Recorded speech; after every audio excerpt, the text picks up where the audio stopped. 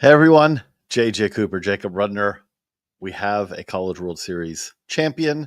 We have another season in the books. Jacob, your last night at Ameritidia Ameritrade here. Little tear maybe forming the eye, but actually that just may be fatigue because it's been, or sweat, because those are two things that definitely are part of the Omaha experience. But LSU is national champs once again, and we're going to get into a lot of what happened today. We're going to look at the legacy of both LSU, Jay Johnson, all that.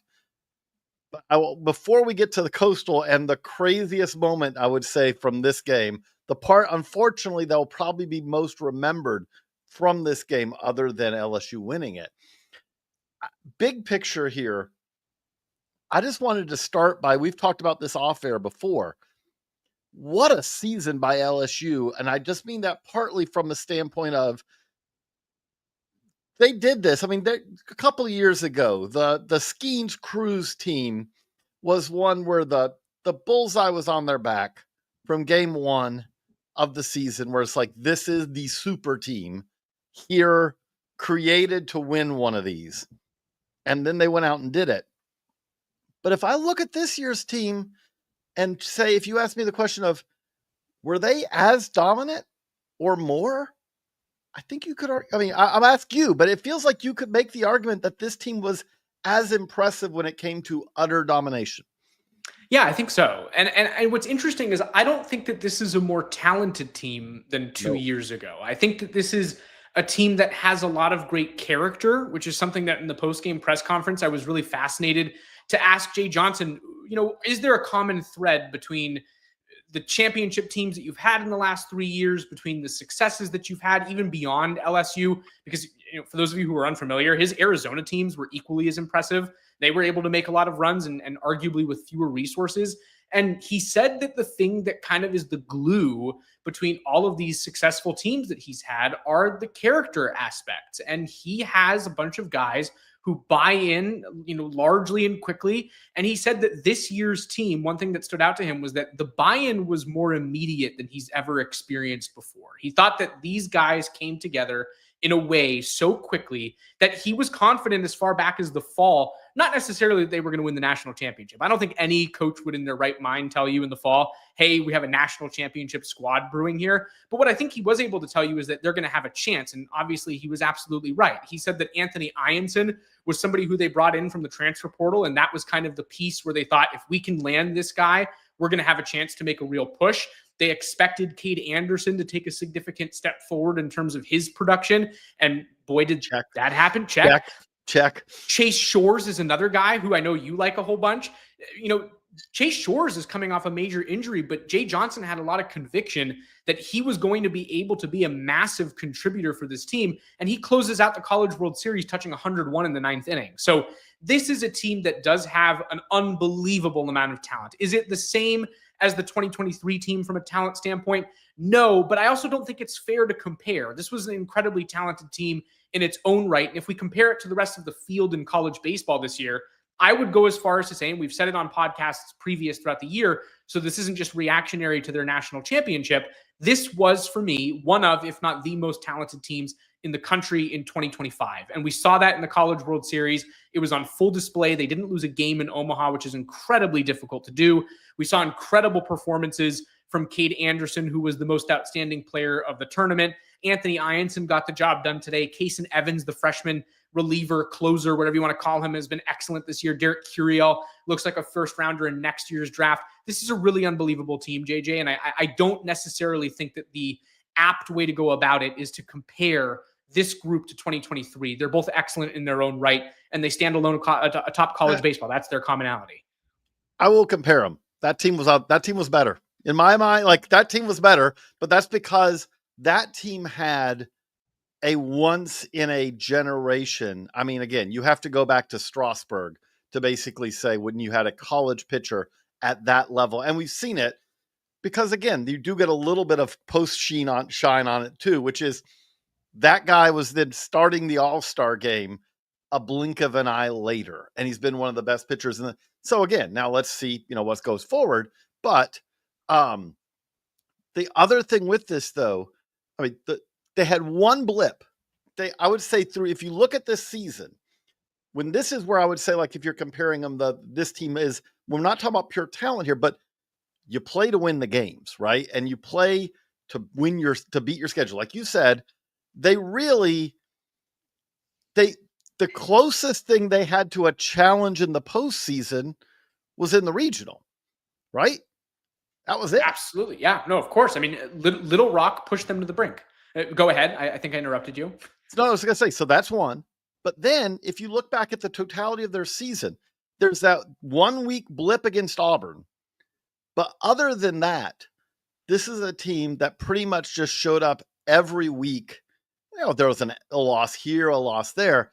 But that's the only weekend really where they kind of had a dud weekend in the entire season. And that's really hard to do, especially in the SEC. And that's what they did. So we're going to get back into more on LSU, but we also want to give Coastal Carolina, which, for one, to be Coastal Carolina and to now add a CWS runners up to your title in a decade is, let's just start with, is something that pretty much any program in the country, that would be one of the best decades that in school history. Really, pretty much you could say Southern Cal, although at this point, that last Southern Cal title is so far back that anything like that now would feel like, wow, what an amazing time. Texas and LSU are pretty much the only programs where you could say, oh no, that was a good decade, a run, but we've had better. Before we get into the crazy ejections and all that, I wanted to also kind of kick it back to you on this, which is, and again today, against a probable first round pitcher, and as you said, a lights out bullpen that was really rested. They really fought. They scrapped. They were in this game. They did almost everything they could. They just ran into a juggernaut, I feel like. Yeah, they did. And I think that one thing that you said that really stuck out to me was that this is a team that has something now in its resume that few will have. And that's not just this is a really good mid-major. We're talking about a program that's a really good program, period. And that's relative to the LSUs and the Tennessees and the Floridas and the teams that I think people think about when you talk about college baseball and you ask somebody who's great. In my opinion, Coastal Carolina is now, and it was before too, in that category. This was an incredible season that I think will be overshadowed by two things. One is that you didn't win the national championship, and that's obviously, you got to win the national championship for people to talk about you beyond this year. And two, and we're going to get into this in a second, the ejection, I think, will be something that people are going to want to talk about. Okay. But this is a team that won 26 consecutive games into the College World Series final. That is the longest winning streak ever to reach the national championship. What Coastal Carolina was able to accomplish this year was unbelievable for me. I see a team that had a starting pitching staff that is as good, if not better, from a pure college efficacy standpoint. I'm not talking about pro prospects. I'm not talking about talent. I'm talking about going out there and getting the job done every single weekend, all 3 days. Coastal Carolina did that more consistently and better than anybody, and that includes LSU. LSU had Cade Anderson and Anthony Ianson. For my money, the best 1-2 punch in college baseball. There was a lot of shuffling throughout the year for who was that third starter for LSU. That was not the case for this Coastal Carolina team. Jacob Morrison, Cameron Fluke, Riley Eichhoff were the big three all year. All of them maintained ERAs below 3.25. Jacob Morrison had an ERA that was at times below 2, and we're talking about very deep into the season. And I'll add one more thing. He is in a category with Paul Skeens, who you and I just talked about, as an all-time college great. Jacob Morrison is the only pitcher, besides Paul Skeens in the last 5 years, to have 10 or more starts of 6+ innings and 1 or fewer runs allowed. So again, did Coastal win the title? Obviously not. Is Coastal a spectacularly great program as measured by appearances in the national championship, as measured by what they were able to accomplish on the field this year? I don't see how you could argue otherwise. Okay. By the way, we will get back to you, David, to that question on there. I want to show the comment part, but we'll get back to the question. But let's talk about the ejection, which I can't imagine the Venn diagram of people who did not watch the game but are now watching us. But I guess there may be someone out there. So just you were there, Jacob. You were in the ballpark. Take us through what that was like as it was happening. So it was confusing, and that's just the reality of it. And I think part of that, I will honestly say, is because it is a little bit difficult to see. The press box at Charles Schwab Field is very elevated, so I wasn't able to see exactly what transpired, like on the steps of the dugout, which is where I do think a lot of this action occurred in the initial portion of the exchange started. What I was able to confidently see, and that's what I'll comment on, was Coastal Carolina head coach Kevin Schnall had said something about balls and strikes to home plate umpire Angel Campos. And Campos took issue with that. He issued a warning at first that Kevin Schnall claims he was not able to hear. After issuing the warning, Kevin, as Coach Schnall recounts it, he left the dugout. He asked for clarity, which is perfectly within the rules for a head coach to be able to do. An assistant cannot do that. It's a very important designation, but a head coach is perfectly within his right to go out of the dugout and ask for clarity. He was then shooed like this to get back into the dugout, which clearly enraged him. And then he said something to the effect of, "You missed 3 calls." He made this hand gesture and he said, "You missed 3 calls." And then he was ejected. And then all hell broke loose. He comes running out of the dugout. He gets in Angel Campos's face.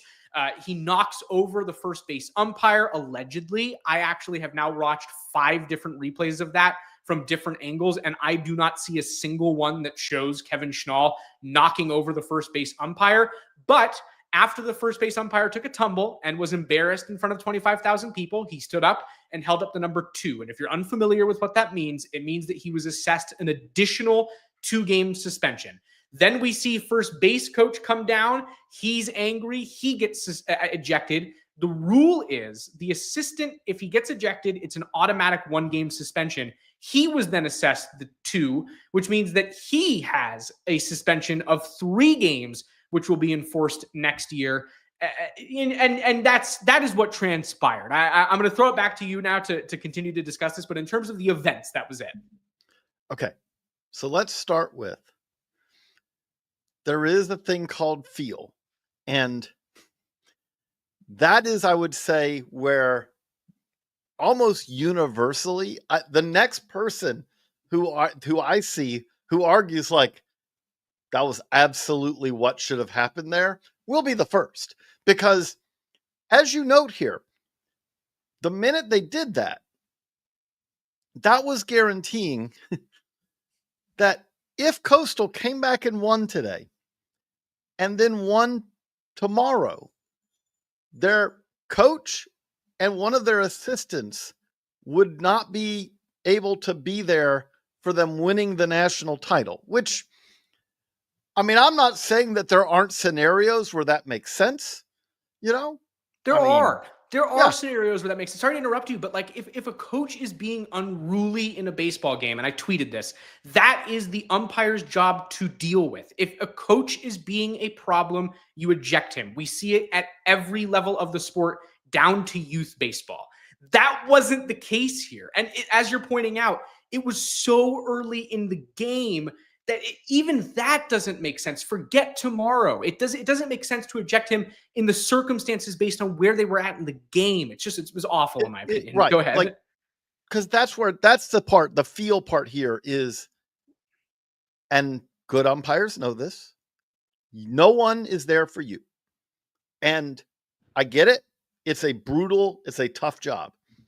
But in that scenario, it is something where the moment, as you said, especially early in a game like this, whatever was going on, and whether he was able to hear the first warning or not, 100% that should have been, "Coach, I've warned you, go back to the dugout." Now, again, there are scenarios then where it's like, I've tried. I've bent over backwards. This coach has absolutely lost his mind. I don't have a choice. But it shouldn't be a quick trigger in the national championship deciding game. I mean, it's something that is just baffling. And it It's is, embarrassing. It's embarrassing. yes. And again, like I will say, you made a point of posting the NCAA's explanation of it. The NCAA does not have I don't fault them at all in this. They don't have a choice on this from a standpoint of that was during the game. There's no scenario where the NCAA is going to come out in game and publicly say, hey, just to let you know, yeah, we completely agree. The umpire completely blew it, and we're rescinding the suspension for tomorrow or whatever. That's Right. never going to happen. No. They can't. They just can't. At the same time, I have to imagine, I have to believe, I have to hope that this is going to be something that is used as a teaching moment for umpires of like, this is how not to conduct yourself in a key game. Because, and can I just add? yeah, Can I just add to that real quick? I think it needs to be more than a teaching moment. I think that there are more steps that need to occur here in order for this to be something that is.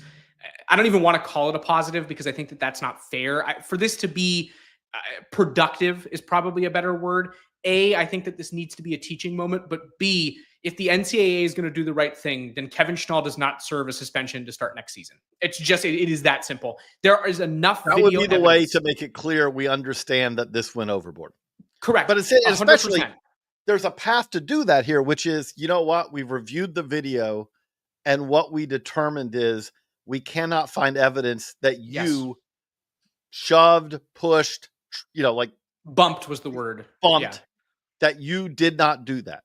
And if that's the case, then throw that out, right? Because again, and I'll just point out too, I'm going to throw the statement from the NCAA back up on the screen here. Look through this. It doesn't mention the bump. So the reason that in addition to today's ejections, Coach Schnall is suspended for the next 2 games per NCAA Rule 5-15-A-4, which states that an additional 2-game suspension is added to any other penalties. By rule, no team personnel may continue to argue or continue to excessively express themselves with prolonged actions or offensive language after an ejection.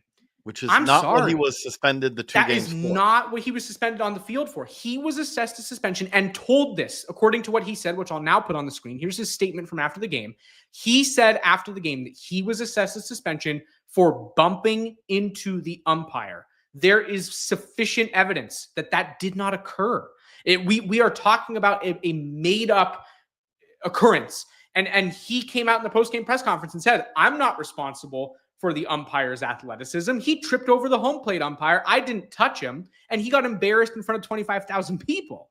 Go ahead. He also, by the way, threw a little dig in here too. I shouldn't be held accountable for a grown man's athleticism. 100%. 100% he threw a dig in. And quite frankly, as he should have. I really...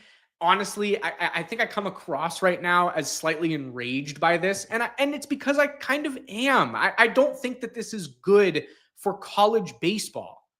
Okay.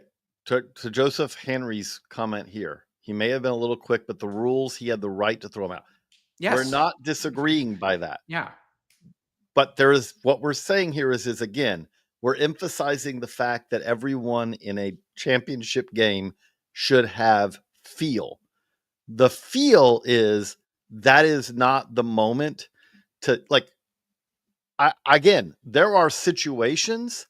If you're in a Saturday of a weekend series in a tight rivalry and both teams are going at it, I don't know, just think in your mind of like the environment of, let's just say like Tennessee Vandy, for instance, where both teams are really, the temperature just keeps getting turned up and turned up and turned up.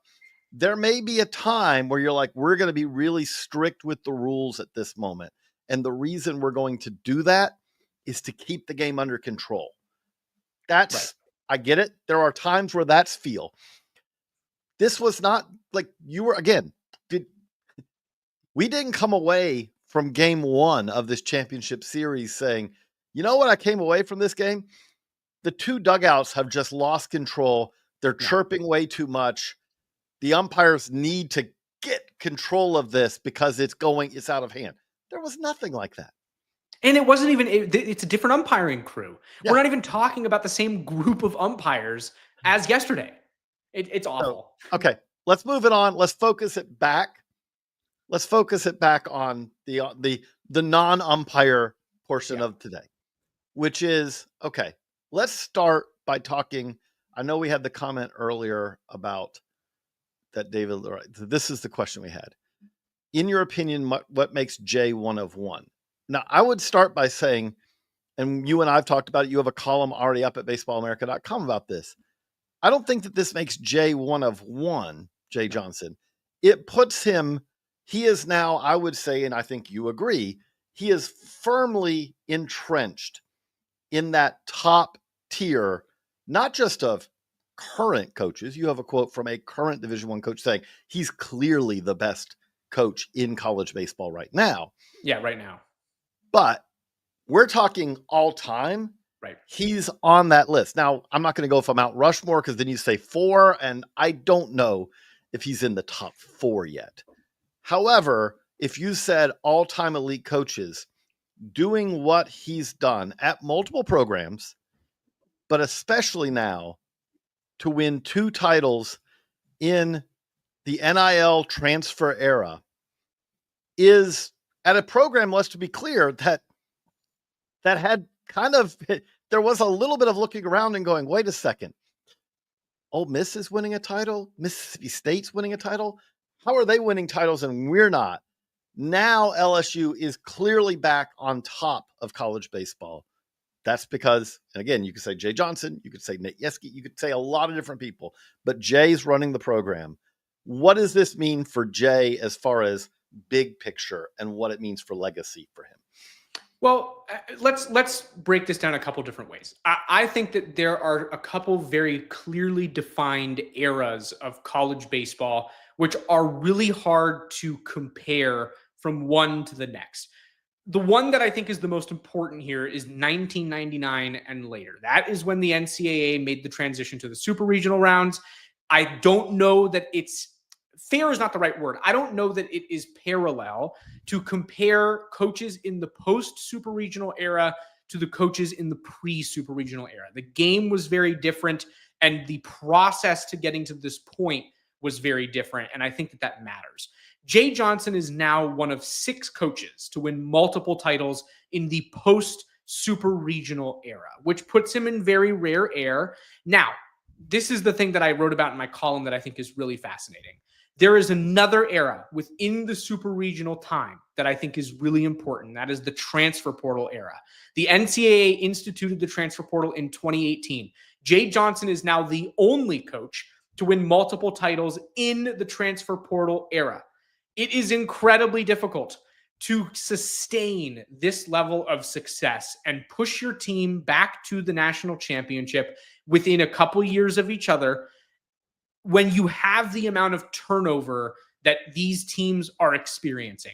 In 2024 to 2025, LSU carried over just 12 players who contributed from that last team in 2024 to the one that we saw on the field today.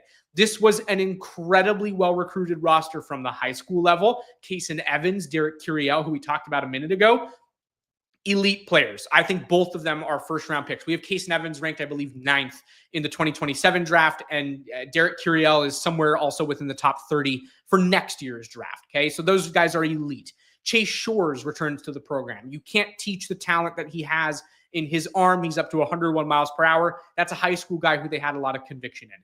On the transfer portal side, you have guys like Anthony Ianson, who we talked about was kind of that cornerstone piece of this class. Daniel Dickinson from Utah Valley. That's a huge step up to go from Utah Valley all the way to LSU and to be successful. And by the way, I will add on Daniel Dickinson, we learned today that he played the entire postseason with a broken hamate bone. He just kept on playing. Chris Stanfield from Auburn did not have a phenomenal year last year, but Jay Johnson had a lot of conviction that they'd be able to bring him in and make him a quality center fielder. He hit over 300 this year. So Jay Johnson has established himself as an elite and potentially one of one. You want to answer the question, what makes him one of one? I'll tell you. There is no coach right now who is assembling rosters in the transfer portal era the way that Jay Johnson is able to do, and to evaluate the talent that he is able to evaluate and to translate it into what we see right here on the field in Omaha and to win national championships. Is he one of one all time? Certainly not. Pat Casey won 3 national championships in the super regional era, including back-to-back. Ray Tanner won back-to-back national championships. Those are the only 2 guys to do it. Tim Corbin is elite at Vanderbilt and has won multiple national championships in the super regional era. Guys have done it. Jim Morris won multiple national championships as an independent. Very difficult to do. But I cannot tell you, honestly, that there are multiple people in this industry right now who can evaluate and piece together a roster the way that Jay Johnson is capable of doing, because we live now in the most difficult era of roster construction ever in the history of college sports, and he nails it year in and year out. So with that, okay. The national title, like, is I mean, it's in the past. It happened in a couple of hours ago now. It feels like the other thing about this, though, when you talk about also, we should be acknowledged the resources LSU has also, right? LSU is 100%, like, they are among the teams with the most resources. And part of that is credit to the LSU fan base. Butts in the seats really matter in college baseball. Like, when people say, at the end of the day, when they say, why is the SEC, which this is the SEC's 6th title in a row, and when you say in the 21st century, it's becoming like the teeter-totter has tipped to the SEC, and you say, why is that? One of the big reasons for that, they have resources. But when you say, well, why do they have those resources? It's because all across the SEC, you have these programs that are selling out big stadiums by college baseball standards, big stadiums by anything but Major League Baseball standards. And they sell them out game after game after game. Well, if you have 10,000, 11,000 fans showing up for every home game, those are resources that other programs do not have. No. And so, I mean, they do have a ton of resources, but they've also, like, some of those resources they have come organically, not just, oh, we're LSU, so we have more, right?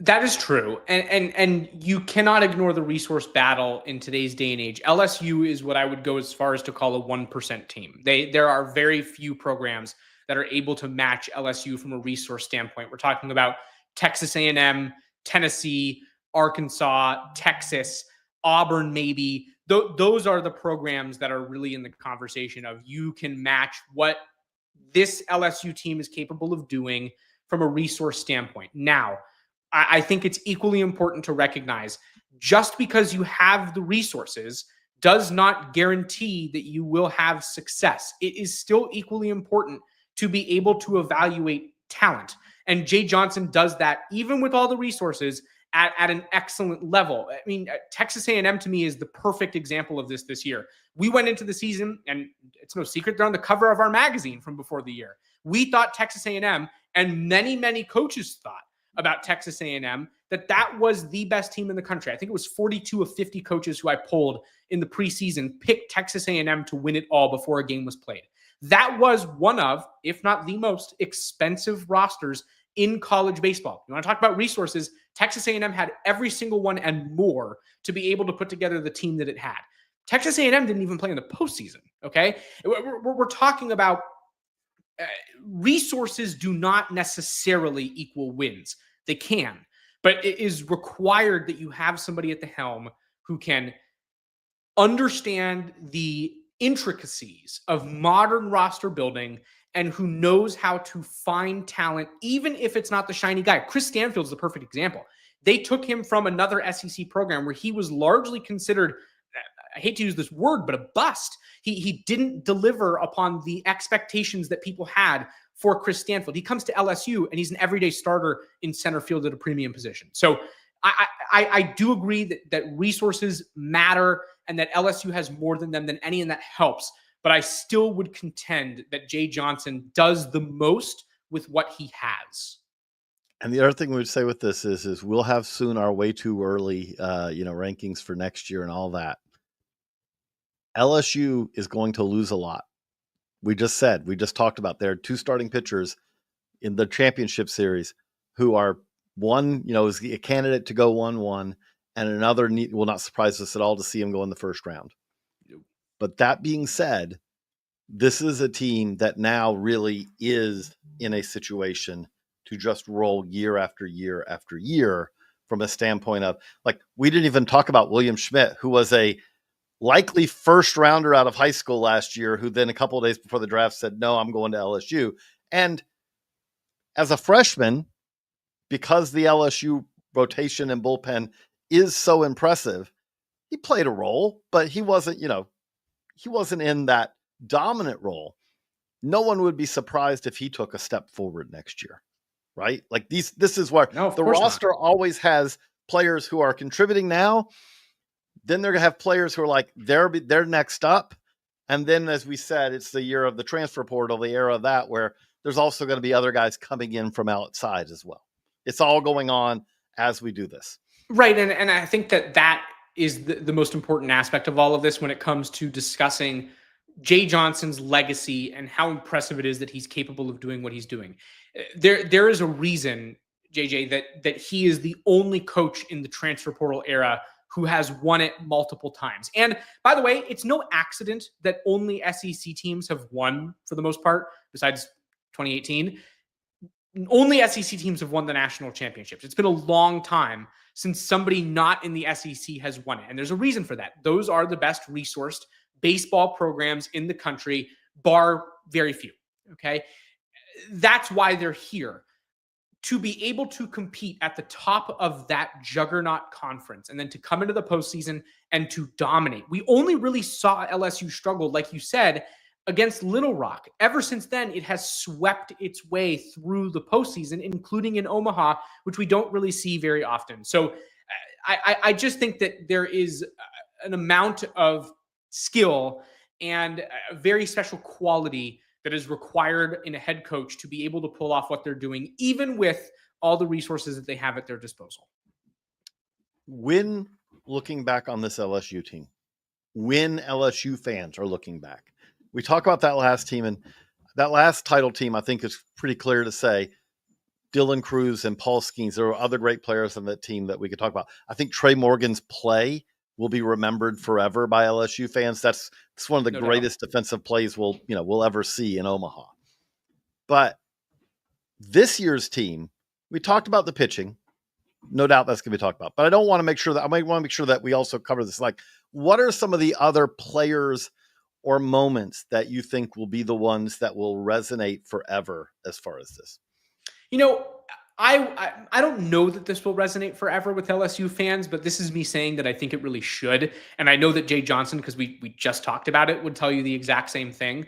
Michael Braswell's defense at third base throughout this national championship series was, I would say, borderline special, and if not critical, to them being able to get where they are right now. He made 3 plays in the first game of the national championship that absolutely allowed LSU to win that game 1-0. Without his defense at third base, they do not win that game. Jay Johnson has said it multiple times. Michael Braswell's teammates have said it multiple times. The reason that might become forgettable is because he hit under 200 on the season. I don't think that should have any bearing. Jay Johnson said today that there's a reason they continue to start Michael Braswell, and it's because he's incredibly steady at the hot corner, and he provides for them a level of defense that is critical. We saw that. That's a standout moment for me in this series. And then, of course, there are some obvious ones. Kate Anderson's performances here have been special. I don't think that you'll ever be able to forget that. Jared Jones didn't really have a great championship series performance, but he was really outstanding throughout the Omaha stretch. He was on the all-tournament team for a reason. 2 home runs in a ballpark where it's incredibly difficult to leave the yard, especially when the wind is whipping the way that it was these 2 weeks. Those are the moments that really stand out to me as the biggest on-field things. But the most underrated, it has to be Michael Braswell's defense in Game 1. I will personally remember Michael Braswell's defense in Game 1 of the national championship in 2025. Before we wrap this up, what else, this is we're also putting a cap on a pretty amazing, fun, wild year of college baseball. Also, your first year as our league college baseball writer. I know that there is a long nap in your future because it is a grind and all that. But what also stands out? Like, what are the things that to you, what have we not covered that we need to cover before we wrap up this live stream? My brain, and I'm going to write about this in the coming days here because it does really kind of pique my interest. I wonder if we saw something this year that is, I don't know if warning is the right word, but maybe a sign of things to come in terms of the volatility that exists in college baseball. This was a really unpredictable year. And JJ, you were a part of all of our top 25 calls this year. You know just how difficult it was to pin down who was the best team. And we finally got it at the end of the year. LSU went into the postseason as our number one. But you and I can honestly say we jumped around on number ones a ton this year. And by the way, the jumping around that you see publicly on our poll, if you go through every single week, that doesn't even reflect the debate that we had behind the scenes. There were more teams that we discussed than ever got to the number one spot that we considered for that top role. And I think that speaks to the volatility that is created by the transfer portal era. And I wonder if that's where we're headed in the future. Is college baseball now at a point where we are going to see more teams do weird things? Are teams going to be capable of doing what UCLA did, where you go from 19 wins to a College World Series team? Are we going to see more teams like Xavier continue to take on really difficult schedules and take this gamble where if you don't win enough games, clearly you don't even get into the tournament? Are we going to see more teams like Texas A&M where you go into the season with the perceived most talent in the country by far, that you are the projected winner by far of the national championship, only to fizzle out almost immediately and never really recover? My hypothesis is yes. I think that we are now entering with revenue sharing and the way that programs are going to be funded and how players are paid and the transfer portal and just the sheer movement that occurs within the sport and the change and the turnover. I do believe that we are now entering what could be one of the more unpredictable eras of college baseball that we've seen in a very long time, if not ever. And that to me is the biggest topic that I move, my moving forward topic is that right there. I am super curious to see what the landscape looks like in this post-house world and how that's going to influence things in the sport. I will say, I hope you're right. This year is encouraging to me because I will be clear, like as a fan myself, the all ACC SEC College World Series last year, to my mind, is bad for college baseball. If we see that regularly, I will say credit to these teams. If we are talking 5 years from now and we say, well, that's the 11th straight SEC title in college baseball, I personally don't think that's good for college baseball because college baseball should not be a sport where 300 plus teams play and we start the season saying, but yeah, really, there's about 8 teams who really could actually, like the rest of them, they're here to be the window dressing and their goal is to get to Omaha would be an incredible season. Coastal getting to the finals is a very big deal to me because even though Coastal may be at a special tier for non-Power 4 conference schools, having already won a title, having fan support at a level that's rare, all these things. If I'm a mid-major coach, I look at that and I go to my administrators and I say, see, it can happen here. Yeah. And that is different than when I was talking to coaches a year ago and some of them saying, look, I'm a competitive person. I don't know if I can keep doing this if I don't think I have any chance of doing anything other than trying to get to the tournament. The field is 64. And my worry with that is when we talk about the house settlement, there are not going to be that many schools that fully fund 34 scholarships. And I will tell you right now, yes, rosters sizes are going down. Yes, there are schools who will bring 50 plus in the fall who will no longer be able to do that. But I'm going to tell you right now, the talent distribution that goes down, that gets spread from that is nothing, is a drop in the bucket compared to I have 34 full scholarships and you have 11 or 12. The team that wins a regional or wins a super regional who doesn't run out of pitching on 12 scholarships against a school with 34, that would be an incredible Cinderella story. And we can say right now, we know that there are schools that are going to 34, but I know that there are other schools who say, where you talk to coaches that are like, I have to fundraise to be at 11-7. The only reason they're at 11-7 is they have to do a good enough job to get to 11-7. And they tell you, they say, okay, maybe I get to 12. Maybe I get, if I do a great job fundraising, I may get to 14. But if I get to 14, it's actually 13 because the softball program either has to do as good a job of fundraising or I have to share scholarships over there to keep it equal. There's where, like, when I look at where this is going, again, I want it to be something where this was a great year for this.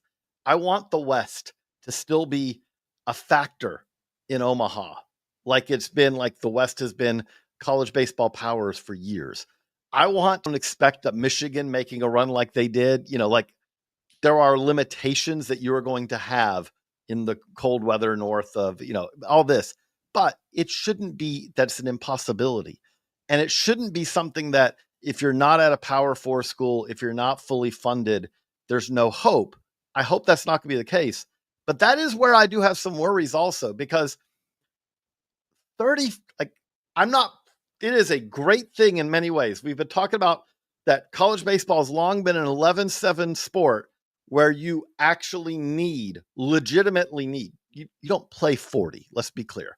No one plays 40, but you legitimately need 20 plus players to get. We heard that remember at ABCA. Yes. You and I sat in on the ABCA Division I coaches meeting, and these coaches were saying, you're going to drop us down to 34 scholarships in the fall, or players in the fall. Excuse me.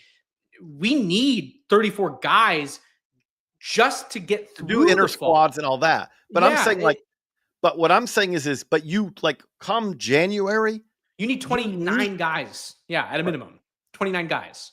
And what I'm saying is we'll see where this goes. This year was very encouraging for this because we had a lot of fun upsets. We had a lot going on. But the concern I have is if you think that transfer portal plus NIL has led to an imbalance, when you say these schools are at 34 scholarships and these are still, and again, some of them may get to 15, but a lot of them are going to try to hang on to what they've had. You're playing almost two different sports at that point.